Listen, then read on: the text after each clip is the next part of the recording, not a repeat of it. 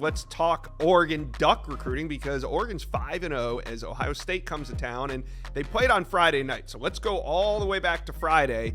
And they had some key 2026 targets on campus, none bigger than edge Zion Ely.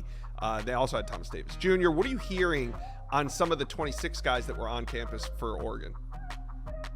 Well, I think they lead for Zion Ely. He was also there for Oregon's Saturday Night Live camp at the end of summer. He had another great visit, loves what Oregon's doing schematically, what Dan Lanning has done historically as a head coach, and the vibe he gets around the program. So I think Oregon continues to set the tone in that recruitment. Aiden Harris is the #1 defensive lineman in the country per the On3 industry. He's out in North Carolina.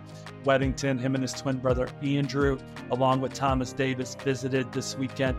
Ohio State is the On3 RPM favorite for the Harris twins, but Oregon's recruiting him as an edge player. He likes that, had a great visit out there. And then Jaira Edwards is Zion Ely's teammate, the #5 safety in the land. He too was at Saturday Night Live in July. Oregon, one of the programs setting the tone early in his recruitment. All right. Now, this weekend, Jakeem Stewart's not going to be the only 5-star visitor on campus. Naeem Offord will also be on campus. I thought this was kind of interesting, Steve, because Naeem Offord is committed to Ohio State. He's visiting Oregon. He's yet to make it back to Ohio State for a visit this fall. And meanwhile, there's rumors swirling about Auburn. There's rumors swirling about Oregon. So what do you make of Naeem Offord visiting Oregon for the Ohio State game?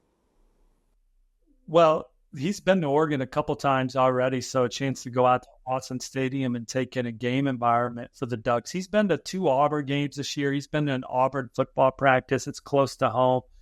Auburn's got some momentum in that recruitment right now, even though he's committed to Ohio State. But his dad has told me that Dan Lanning's his favorite coach. Lanning and the Ducks have certainly built some trust and some equity with the Offord family about how he would be treated and developed in Eugene. So they're excited to get back and take in a game atmosphere and continue to evaluate Oregon. They're the dark horse in this recruitment. Ohio State, obviously, look, they don't like that this young man's looking around, but this is a chance for them to go out there and play well on the road in front of Naeem Offord.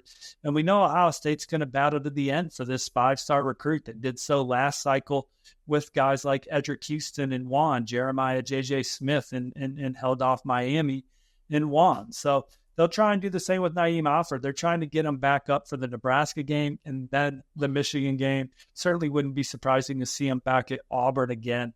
Final decision is going to come late in the cycle. All 3 of these programs are alive. Depending on the day of the week and who you talk to, looks good for Ohio State. But obviously, he's been to Auburn numerous times, giving them all the opportunities to keep him home, keep him local. If they were having a better season, I think it'd be a foregone conclusion. But player development is a major component in his recruitment, and certainly Coach McGriff and company can point to some things that they've done historically. But Tim Walton over at Ohio State has a great relationship with the family, and the Buckeyes are rolling right now, so they still have those legs to stand out in this recruitment as well. Yeah, well, this week it's Oregon for Naeem Offord. He's going to make that big visit that the Ducks staff has been anticipating for a while. Oregon fans, talk to Steve and I. How we feeling about the upcoming weekend with Ohio State coming to town? Who's the most important target you want to see in Eugene? Let us know. Comment section below.